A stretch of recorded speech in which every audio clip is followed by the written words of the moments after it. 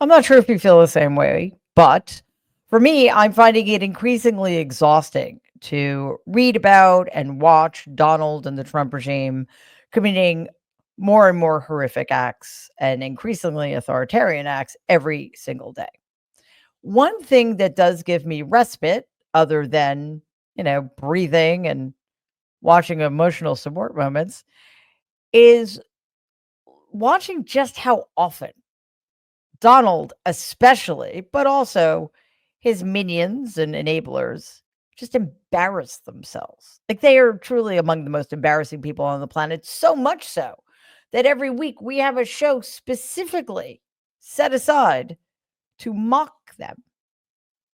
Donald's staff just can't stop leaking information that is classified and highly sensitive. This time, Pete Hegseth is not the one doing the leaking, which should shock all of us, but ICE is in the hot seat, so to speak.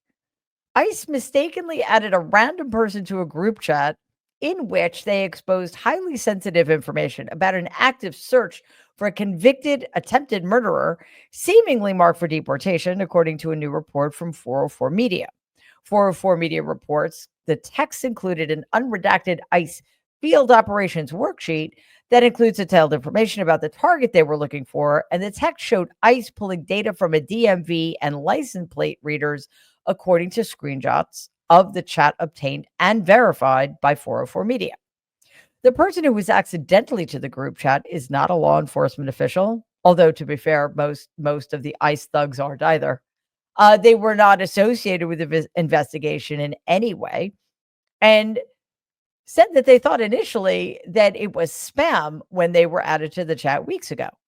But while this person was a civilian, 404 Media has verified that one of the members of the chat is an ICE official and another appears to be from the U.S. Marshal Service. Yes, embarrassing. First Signalgate 1.0, then Signalgate 2.0. Now this? I mean, I guess the only upside here is for Pete Hegseth because he actually didn't do this, or maybe he did. Does nobody in the Trump regime have any sense of what the term confidentiality means? Does any of them understand that there are actual procedures put in place to keep information classified, to keep highly sensitive information from falling into the wrong hands?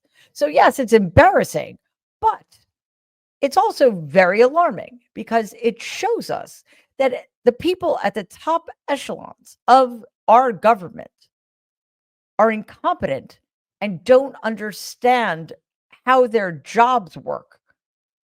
While Donald's department heads are obviously way out of their depth, the Republicans in the House of Representatives aren't any better.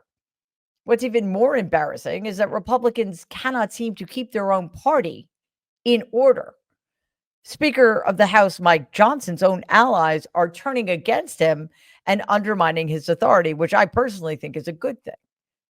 But probably Republican leadership does not.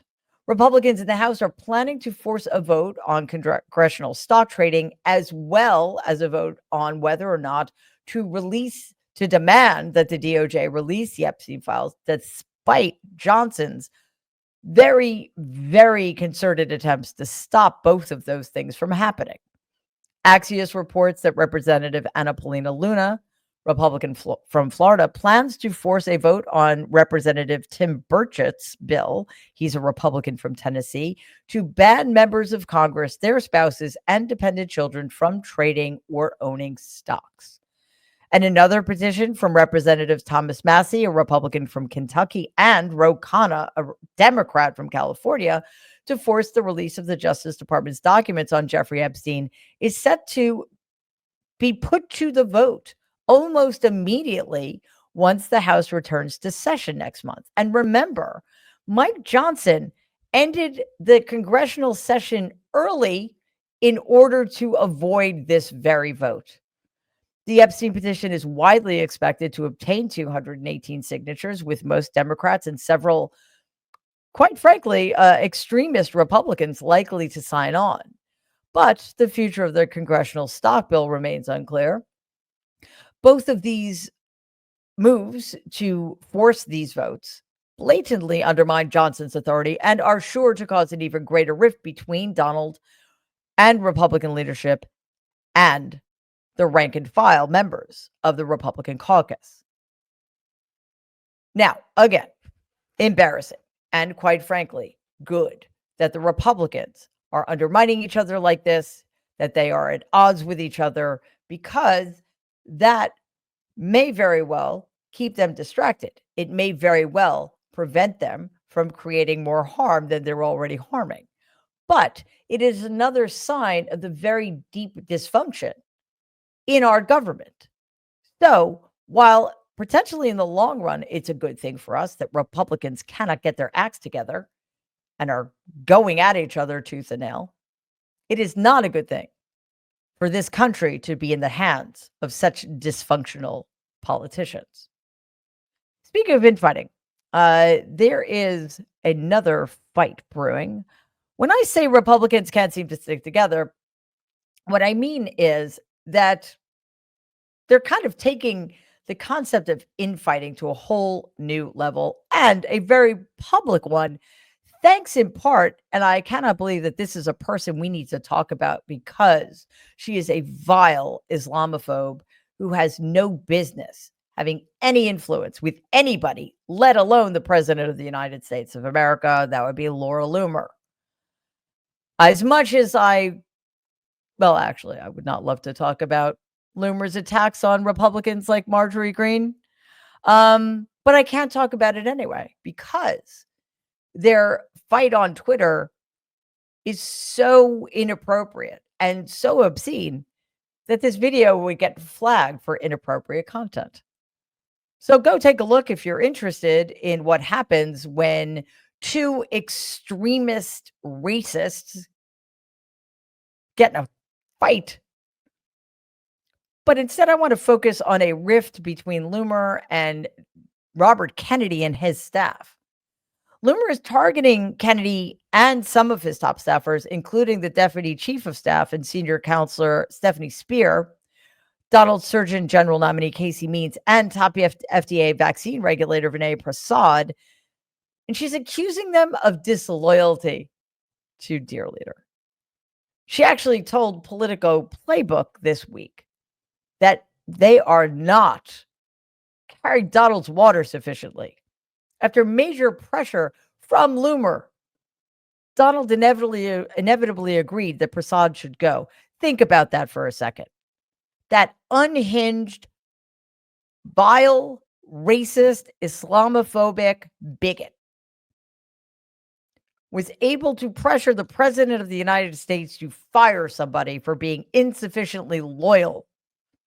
Prasad resigned under pressure last month, but thanks to White House Chief of Staff Susie Wiles and Robert Kennedy, who have been trying to get Prasad reinstated, Donald made a highly unusual decision, at least for him, to rehire Prasad. So that should have been the end of it, no? Why is Loomer going so hard at Kennedy and his staff, considering Donald decided that to side with them? This isn't about differences in policy. I'm sure Loomer knows nothing about policy, unless, of course, it's anti-immigrant, anti-Muslim policies, which he knows quite a lot about and supports wholeheartedly. Let's take a look at Politico's breakdown of this feud and Loomer's motivations. Loomer is walking this really interesting line, but is not always going to be successful because there is a certain level of understanding that while loyalty to President Trump is important, and if anyone is seen as, trying to hurt him in some way, of course, they're going to be out. But not necessarily aligning ideologically on everything. Like RFK isn't totally ideologically aligned on everything with President Trump, and that's no secret. What's interesting to me is that Loomer is upset that she thinks Stephanie Speer is sort of helping RFK Jr. Lay the groundwork for his own 2028 bid.